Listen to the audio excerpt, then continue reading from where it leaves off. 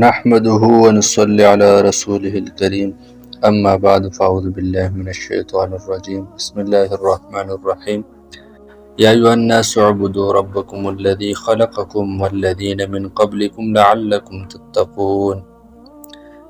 سورة البقرة آیات نمبر 21 نواخله او تر آیات 29 پورې د دې مختصر خلاصه ده یا ایها الناس اعبدوا ربکم الذي خلقکم.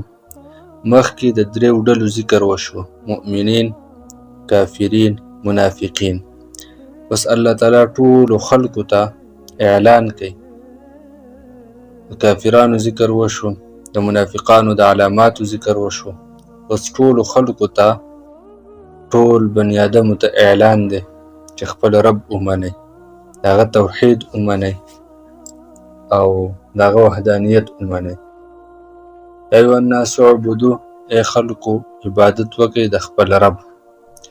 وس په دې خبره باندې چې عبادت وکئ د خپل رب، په دې باندې شپږ دلایل په دې آیاتونو کې ذکر کیږي. نمبر 1 دلیل دا دی ربکم، چې د خپل رب عبادت وکئ. ولې وکئ؟ ربکم ستاسو رب دی، ستاسو تربیت کوونکی دی.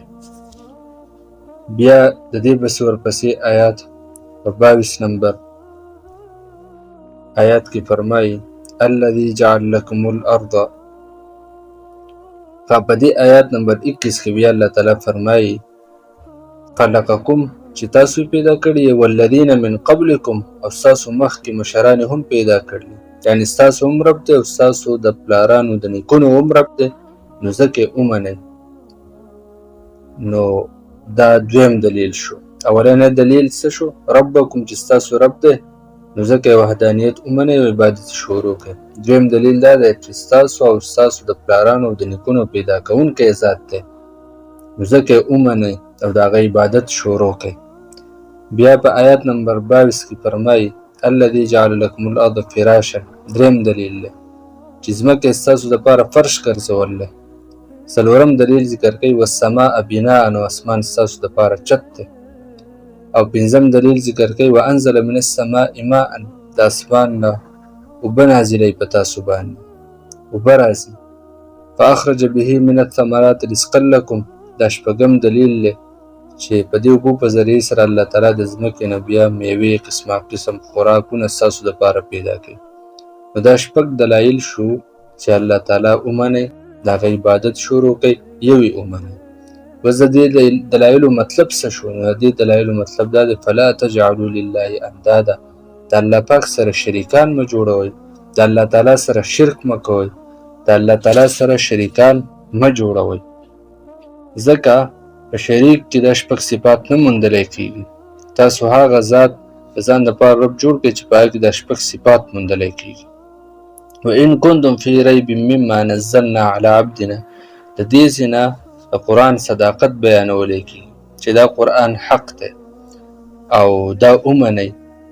د دې قرآن تاسو مقابله نشئ کولی. ولې نشئ کولی؟ ځکه چې په دې عربو کې ډېر لوی لوی خلک په عربیت په لحاظ سره ډېر لوی لوی شعرا تیر شوي دي. هغوی د دې قرآن مقابله نه ده کړې. ډېر غټ غټ ادیبان د عربو تیر شوي دي، ډېر غټ غټ شعرا تیر شوي دي. کله چې دا قرآن راغی او په نبی علیه السلام باندې نازلېدو، په هغه وخت کې ډېر لوی لوی شعرا موجود وو، ډېر لوی لوی خلک د عربیت په لحاظ سره موجود وو، خو د دې کلام مقابله نه ده کړې. تر دې پورې چې یو واقعه کې راځي چې د امرؤ القیس خور وه او هغې د خانه کعبې د هغه د رور چې کومه قصیده لګېدل وه، نو هغه چې کله دا آیات د امرؤ القیس خور واورېدو وقیل یا ارض ابلعي ماءک ویا سماء اقلعي، دا آیات هغه قصیده هغې په خپله راوشکوله او ګزار یې کړه چې دا داسې کلام دی چې د دې مقابله نه کېږي. نو وان کنتم فی ریب مما، د دې ځای نه صداقت د قرآن دی چې ګوره څومره خلک تیر شوی دی، هغوی د دې مقابله نه ده کړې. نو تاسو هم د دې مقابله مه کوئ. که ډېر راجمع شئ، ډېر راغونډ شئ، خو دا قرآن حق دی، دا ومنئ، د دې مقابله هېڅوک هم نشي کولی. بیا الله تعالی فرمایي فإن لم تفعلوا ولن تفعلوا فاتقوا النار التي، تخویف اخروي بیانوي، یعنې د آخرت زوره نه ورکوي چې تاسو ګوره دا کار کولی نه شئ، ولې مقابلې ته راځئ؟ نو فاتقوا النار التي وقودها الناس، الله تعالی وایي د اور نه ویریږئ، داسې اور دی چې د هغې خشاک او انسانان او ګټې به او دا د کافرانو دپاره تیار شوی دی څوک چې دا کتاب نه مني. بیا بشارت دی وبشر الذین آمنوا وعملوا الصالحات، چې کم کسان هغه خبره مني، قرآن مني، د الله تعالی عبادت کوي، د الله تعالی په دلایلو کې غور فکر وکړي او الله تعالی ومني، د هغو له زیری ورکړه. وبشر الذین آمنوا وعملوا الصالحات ان لهم جنات تجري من تحتها الانهار، چې هغو دپاره به باغونه قسمه قسم میوې به ورته میلاویږي او خوشحاله به او په جنت کې به همیشه. بیا ان الله لا یستحیي ان یضرب مثلا ما بعوضة فما فوقها، د دې په دې آیات کې چې کوم اعتراض تو کړی، اعتراض یې دا چې دا سم قرآن دی، په دې کې خو واړه واړه مثالونه بیانېږي، د وړو وړو څیزونو مثالونه بیانېږي. نو دلته کې الله تعالی جواب ورکوي چې ګوره مثال مقصود نه دی، مثال چې د کوم مقصد دپاره بیانولی کېږي هغه مقصود دی، دا د یو حکمت تحت بیانولی کېږي، نو په هغې باندې غور پکار دی. اعتراضات فضول مه کوئ. ان الله لا یستحیي ان یضرب مثلا ما بعوضة فما فوقها. نو ګوره چې کوم مقصد دپاره بیانېږي نو مؤمنان هغه په ایمان نه وړي او هغه مقصد ومني، خو چې کافران دي نو هغه دې په مقصد باندې ځان نه پوه کوي او ملنډې کوي چې دا څه مثال دی، د دې څه مقصد دی. الله تعالی وایي چې ملنډې مه کوئ. بیا کتاب الله او د رسول صلی الله علیه وسلم باندې چې کوم خلک اعتراضات کوي، الله تعالی فرمایي دا فاسقان خلق دي. وما یضل به الا الفاسقین، د دوی څلور خباثتونه بیانوي چې کوم خلق په کتاب الله باندې او دغه شان د نبی علیه السلام باندې اعتراضات کوي، د هغو څلور خباثتونه دي. یو خباثت چې دا فاسقان دي، الا الفاسقین، دا غټ فاسقان خلق دي. دویم صفت د هغو دا دی، وصف بد صفت دا دی چې دوی د الله تعالی سره چې کوم عهد کړلی دوی د عهد پابندي نه کوي، دوی وعده ماتوي. الذین ینقضون عهد الله من بعد میثاقه. او دریم چې د الله د احکاماتو خلاف ورزي کوي، الله چې کوم احکامات ذکر کړي د هغې خلاف ورزي کوي. یقطعون ما امر الله به ان یوصل، الله تعالی چې په څه باندې حکم کړلی نو هغه قطع کوي، ختموي.